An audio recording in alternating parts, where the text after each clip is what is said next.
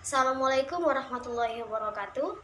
Perkenalkan, nama saya Radiatul Fadia, Prodi PAI semester 3 UINSI Samarinda. Di sini saya akan memenuhi tugas UTS Perencanaan Sistem Pendidikan Islam. Dosen pengampu Ibu Eti Nurbayani.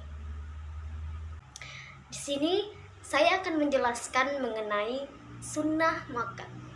Yang pertama, apa sih pengertian sunnah muakkad itu?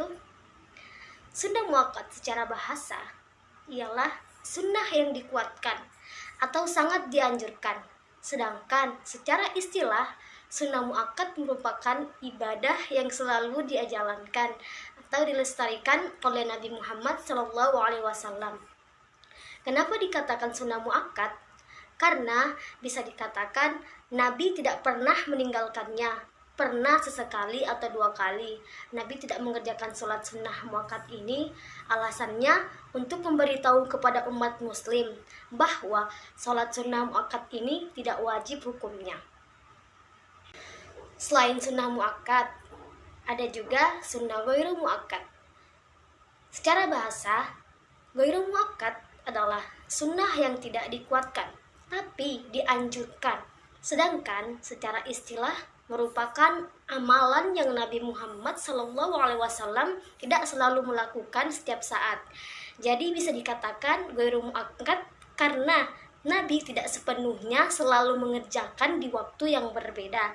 Nabi sewaktu-waktu mengerjakan dan sewaktu-waktu juga meninggalkan. Selanjutnya, pembahasan yang kedua, yakni macam-macam sholat yang termasuk kategori sholat sunnah muakkad dan sholat sunnah ghairu muakkad. Apa aja sih sholat yang termasuk sholat sunnah muakkad? Yang pertama ada sholat sunnah rawatib. Sholat sunnah rawatib merupakan sholat sunnah yang pelaksanaannya menyertai sholat fardu 5 waktu. Sholat rawatib disebut juga dengan sholat sunnah qobliyah, yang berarti dilaksanakan sebelum sholat fardu, dan sunnah ba'diyah yaitu sholat sunnah yang dilaksanakan setelah sholat fardu. Adapun yang termasuk sunnah rawatib muakkad ialah 2 rakaat sebelum sholat subuh, 2 rakaat sebelum sholat zuhur, dan sholat Jumat, 2 rakaat sesudah sholat zuhur dan sholat Jumat, 2 rakaat sesudah sholat maghrib, dan 2 rakaat sesudah sholat isya. Yang kedua, sholat sunnah tahajud. Sholat tahajud merupakan sholat sunnah yang dikerjakan setelah sholat isya, setelah terjaga dari tidur, meski tidurnya dalam waktu yang singkat. Yang ketiga, sholat witir. Sholat witir merupakan sholat sunnah yang dilakukan pada malam hari setelah sholat isya sampai terbitnya fajar atau waktu sholat subuh. Dan yang keempat, sholat hari raya Idul Fitri. Sholat di hari raya Idul Fitri merupakan sholat sunnah yang dilaksanakan setelah berakhirnya puasa Ramadan tepat pada tanggal 1 Syawal. Yang kelima, sholat hari raya Idul Adha. Sholat Idul Adha merupakan sholat hari raya yang dilaksanakan pada setiap tanggal 10 Dzulhijjah. Dan yang keenam, sholat tahiyatul masjid. Sholat tahiyatul masjid diartikan sebagai sholat untuk menghormati kesucian dan keagungan masjid. Dan yang ketujuh, sholat tarawih. Sholat tarawih merupakan sholat sunnah khusyuk yang hanya dilaksanakan pada bulan Ramadan setelah sholat isya dan sebelum sholat witir. Selanjutnya, sholat sunnah yang termasuk sunnah ghairu muakkad. Yang pertama, sholat duha. Sholat duha merupakan sholat sunnah yang dilakukan pada waktu duha. Adapun waktu duha berlangsung sejak matahari terbit hingga terasa panas hingga waktu zuhur, atau diperkirakan sejak pukul 7 hingga memasuki waktu zuhur. Yang kedua, sholat istisqa. Sholat istisqa adalah sholat untuk mengharap diturunkannya hujan oleh Allah Subhanahu wa Ta'ala.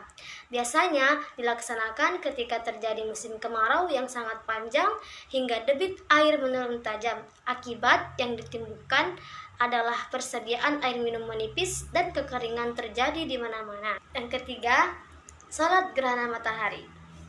Sholat gerhana matahari disebut juga dengan sholat kusufus syams sebagai salah satu sholat sunnah dalam rangka merendahkan diri di hadapan Allah Subhanahu wa Ta'ala. Gerhana matahari merupakan peristiwa luar biasa yang menunjukkan kekuasaan Allah Subhanahu wa Ta'ala berada di luar batas kemampuan manusia. Dan yang keempat, salat gerhana bulan. Salat gerhana bulan pada dasarnya sama dengan salat gerhana matahari. Gerhana bulan juga merupakan bukti kekuasaan Allah Subhanahu wa Ta'ala yang sulit dinalar secara logika. Yang kelima, 4 rakaat sebelum asar. Yang keenam, 2 rakaat sebelum maghrib. Dan yang ketujuh, 2 rakaat sebelum sholat isya. Pembahasan ketiga, perbedaan sunnah muakkad dan ghairu muakkad. Apa sih yang membedakan sholat sunnah muakkad dan ghairu muakkad? Yang pertama, yang paling kentara adalah hukum pengamalan antara sholat sunnah rawatib muakkad dan ghairu muakkad. Sebagaimana mengutip dari Abu Malik Kamal Salim dalam buku Panduan Beribadah. Sholat sunnah rawatib muakkad adalah sholat yang dianjurkan pengerjaannya, sementara sholat sunnah ghairu muakkad adalah sholat sunnah yang dianjurkan tanpa adanya penekanan yang kuat. Yang kedua, jumlah rakaat yang dikerjakan pada masing-masing sholat sunnah rawatib dengan hukum muakkad dan ghairu muakkad, di mana sholat sunnah rawatib muakkad dikerjakan sebanyak 10 rakaat, 2 rakaat sebelum zuhur, 2 rakaat setelah zuhur, 2 rakaat setelah maghrib, dan 2 rakaat setelah sholat isya, dan 2 rakaat sebelum sholat subuh. Sedangkan sholat ghairu muakkad terdiri dari 12 rakaat, yaitu 2 rakaat sebelum zuhur, 2 rakaat setelah zuhur, 4 rakaat sebelum sholat asar, 2 rakaat sebelum maghrib, 2 rakaat sebelum isya. Pembahasan yang terakhir, dalil atau bukti salat sunnah muakkad dan ghairu muakkad.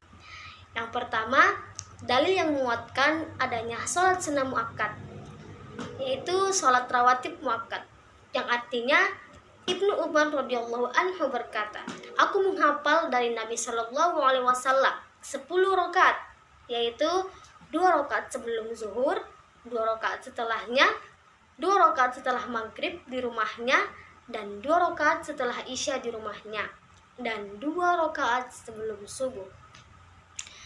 Yang kedua, salat tahajud, di mana yang artinya dari Abu Hurairah radhiyallahu anhu bahwa Rasulullah sallallahu alaihi wasallam bersabda, "Salat yang paling utama setelah salat fardu ialah salat malam."